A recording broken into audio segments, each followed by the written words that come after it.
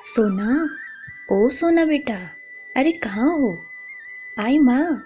सोना अपनी माँ केतकी की आवाज़ सुनकर दौड़ते हुए उसके पास आंगन में आई और अपनी माँ की तरफ देखते हुए बोली, क्या हुआ माँ, कुछ काम था क्या? तब उसकी माँ केतकी खुश होते हुए बोली, बेटा, जो तुम्हारे पापा के दोस्त शर्मा भाई साहब ने तुम्हारे लिए रिश्ता बताया था, उन लोगों को तुम्हारी फ़ोटो में तुम बहुत पसंद आई, इसलिए वो लोग शाम को हमारे घर आ रहे हैं। बेटा, तुम भी गुलाबी रंग की साड़ी जो तुम्हारे मामा ने रक्षाबंधन पर मुझे दिलवाई थी, पहन लेना, तुम पर बहुत जचेगी। और हाँ, शाम को अच्छे से तैयार रहना। शर्मा भाई साहब बता रहे थे कि लड़के की सरकारी नौकरी है और लड़के के पापा भी सरकारी नौकरी वाले हैं। घर परिवार अच्छा है। लड़का और उसके एक छोटा भाई और एक बहन है। छोटा सा परिवार है। बेटा, तुम वहाँ बहुत खुश रहोगी। शर्मा भाई साहब कह रहे थे कि वह लोग बहुत भले लोग हैं। उन्हें दान दहेज में भी कुछ नहीं चाहिए। भगवान करे यह रिश्ता हो जाए। यह सुनकर सोना बोली, माँ, आपको तो पता है ना, मैं नीरज से प्यार करती हूँ और उससे ही शादी करूँगी। यह सुनकर उसकी माँ केतकी के चेहरे से खुशी पल भर में गायब हो गई और वह गुस्से से सोना की तरफ देखते हुए बोली, खबरदार सोनू, जो तुमने उस लफंगे का नाम लिया तो, और हाँ, आज ऐसी कोई बेहुदा हरकत मत करना जिसकी वजह से तुम्हारे पापा का सिर सबके सामने झुक जाए। यह रिश्ता बड़ी मुश्किल से मिला है, इसलिए ऐसी कोई भी गलती मत करना, समझी ना? कहते हुए केतकी गुस्से में सोना की तरफ देखते हुए बोली। यह सुनकर सोना उदास हो गई। फिर केतकी ने अपने आप को संभालते हुए सोना के कंधे पर हाथ रखकर प्यार से बोली, बेटा, हम तुम्हारे माँ बाप हैं। हमने तुम्हें जन्म देकर पाल पोस कर बड़ा किया है। हम तुम्हारा भला बुरा अच्छे से जानते हैं। बेटा, तुम्हें आज नहीं लेकिन एक ना एक दिन यह बात जरूर समझ आ जाएगी कि हमने तुम्हारा रिश्ता विवेक के साथ करके कितना अच्छा किया था। बेटा, तुम नीरज से प्यार करती हो। बेटा, हम तुम्हारी खुशी के लिए नीरज से भी तुम्हारी शादी खुशी खुशी कर देते अगर नीरज अच्छा लड़का होता। लेकिन तुम्हारे पापा ने काफ़ी जांच पड़ताल की है उसके बारे में। वह एक नंबर का शराबी, जुआरी और लफंगा है। उसके साथ बेटा तुम कभी भी खुश नहीं रह पाओगी। बेटा, कोई भी माँ बाप जानबूझकर अपनी बेटी को कुएं में नहीं धकेल सकता। हम तुम्हारा भला चाहते हैं बेटा।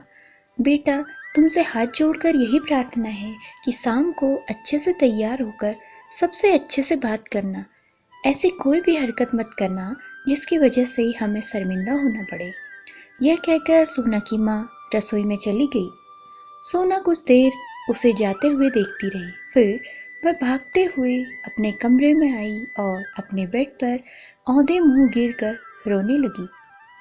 सोनाक्षी और रिया अपने पापा शिवराज और माँ केतकी के साथ रहते हैं। सोनाक्षी को सब घर वाले प्यार से सोना और सोनू कहकर बुलाते हैं। सोना के पापा शिवराज एक सरकारी बैंक में क्लर्क हैं। उसने अपनी बड़ी बेटी सोनाक्षी और छोटी बेटी रिया को बड़ी मुश्किल से पाल पोस कर अच्छे से अच्छी शिक्षा दिलाई है। वह चाहते हैं कि उनकी बेटी हमेशा आगे रहे और उनका नाम रोशन करे। सोना की माँ ने उन दोनों बहनों को भी घर गृहस्थी के सारे कामकाज अच्छे से सिखा दिए हैं, जिससे ससुराल में सब उसकी तारीफ करें और उसे किसी बात का कोई ताना ना दें। सोना ने अपनी कॉलेज की पढ़ाई पूरी कर ली है। उसके पापा शिवराज चाहते हैं कि अगर कोई अच्छा सा रिश्ता मिल जाए तो सोनाक्षी का विवाह करके वह फ्री हो जाए। शिवराज के ही ऑफिस के उसके एक दोस्त अशोक शर्मा ने अपनी ही जानकारी में सोनाक्षी के लिए एक रिश्ता शिवराज को बताया और साथ में लड़के की फोटो दिखाई। शिवराज और उसकी पत्नी केतकी को लड़का बहुत पसंद आया। लड़के की सरकारी नौकरी है। उसके पापा भी सरकारी नौकरी में हैं, एक छोटा भाई और छोटी बहन है। बस छोटा सा परिवार है। अशोक शर्मा कह रहे थे कि सोनाक्षी बेटी वहाँ पर राज करेगी। सब लोग उसे पलकों पर रखेंगे। बहुत भले लोग हैं। यह सुनकर शिवराज को बहुत खुशी हुई और उसने भी सोनाक्षी का फोटो अपने दोस्त अशोक शर्मा के हाथों उन लोगों के पास भेज दिया। उन लोगों को भी सोनाक्षी की फोटो बहुत पसंद आई, इसलिए वो लोग शाम को ही उनके घर आ रहे हैं। लेकिन सोनाक्षी इस रिश्ते से खुश नहीं है, क्योंकि वह अपने साथ कॉलेज में पढ़े नीरज से प्यार करती है। नीरज देखने में काफ़ी स्मार्ट और हैंडसम लड़का है, लेकिन सोना के माँ बाप इस रिश्ते से खुश नहीं हैं। सोना के माँ बाप नीरज को पसंद नहीं करते। उनका मानना है कि नीरज एक नंबर का बिगड़ैल लड़का है, लेकिन सोना का दिल कहता है कि नीरज बहुत अच्छा लड़का है। वह भी सोना से बहुत प्यार करता है। सोना चाहती है कि वह सिर्फ नीरज के साथ ही खुश रह सकती है।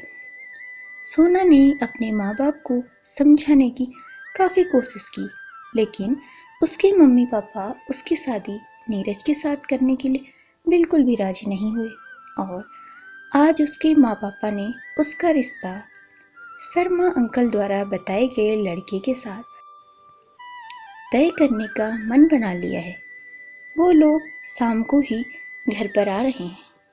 यह सोचकर सोना का दिल बैठा जा रहा था। उसने फोन करके नीरज को सारी बात बताई। नीरज ने उसे हिम्मत देते हुए कहा कि सोना, तुम चिंता मत करो, हम कोई ना कोई रास्ता जरूर निकाल लेंगे और देखना सब कुछ ठीक हो जाएगा। मैं तुम्हारे साथ हूँ। यह सुनकर सोना को कुछ हिम्मत बढ़ी और उसने भर आए हुए गले से कहा, नीरज प्लीज कुछ करो, जल्दी से कुछ करो, वरना मैं तुम्हारे बगैर नहीं रह सकती। मैं तुम्हारे सिवा किसी और के साथ शादी नहीं कर सकती।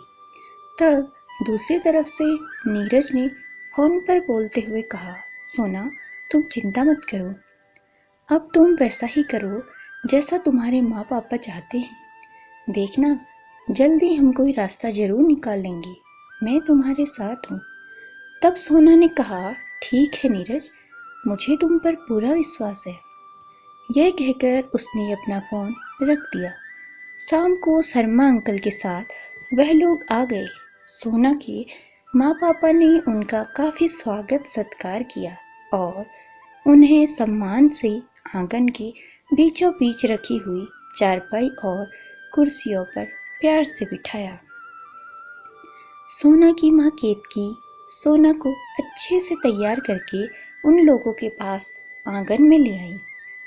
उन लोगों ने सोना को भी अपने ही पास बैठने के लिए कहा। सोना चुपचाप वहीं पास एक कुर्सी पर बैठ गई। सोना ने जब लड़के पर नज़र डाली तो वह दंग रह गई। जिस लड़के के साथ उसके मम्मी पापा उसका रिश्ता तय करना चाहते थे, वह एक साधारण नैन नक्श वाला साधारण सा लड़का था। उसकी आंखों में भोलापन और सादगी साफ झलक रही थी। सोना को उस लड़के को देखकर मन में घिन आने लगी। कहाँ स्मार्ट नीरज और कहाँ यह साधारण नैन नक्श वाला लड़का विवेक। यह सोचकर ही सोना को अपने माँ पापा पर गुस्सा आ रहा था कि आखिर में उन्होंने इस लड़के में ऐसा क्या देख लिया जो उसके लिए पसंद कर लिया, लेकिन वह कुछ नहीं बोल सकती थी। सोना की मर्जी के बिना ही उसके माँ पापा ने उसका रिश्ता उस लड़के विवेक के साथ तय कर दिया। आंगन के बीचों बीच ही आपस में अंगूठी पहनाकर सगाई हो गई। सभी लोगों ने आपस में एक दूसरे को बधाई दी। सोना चुपचाप खड़े अपने आंसुओं को काबू में करते हुए यह सब कुछ होता हुआ देख रही थी। जब वह लोग चले गए तो सोना बिना किसी से कोई बात किए भागकर अपने कमरे में आ गई और फूट फूट कर रोने लगी। उसने शाम को खाना भी नहीं खाया। उसकी माँ ने उसे काफ़ी मनुहार की, लेकिन उन्होंने खाना नहीं खाया।